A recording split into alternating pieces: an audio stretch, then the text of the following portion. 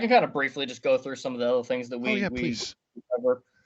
So like I mentioned, we're doing a lot of weld fixture design and fabrication. So there's just an example of some of the fixtures that we've done in the past. Design of the fixture. There's the leak detection unit. So describe the weld fixture for the audio audience. I mean, it looks pretty straightforward just looking at it here or the drawings.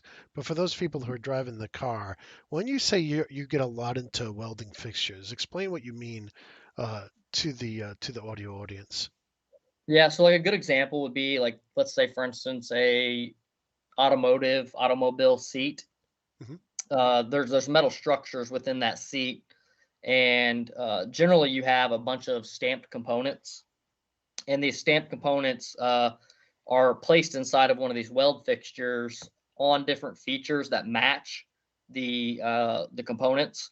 So one of our objectives is to design this fixture to fit all the different components, so that way they have a nice nest. And then there's actuators that clamp down on the uh, uh, on the different components to hold them in position while the robotic welding arm welds the component.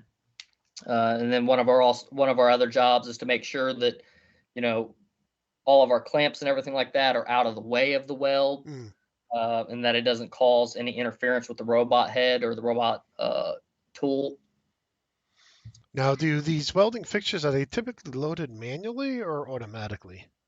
A lot of them are loaded manually, Yeah. and I think that's also I've been noticing that from the different weld customers that we're visiting. Hmm. I think there's a ton of opportunity to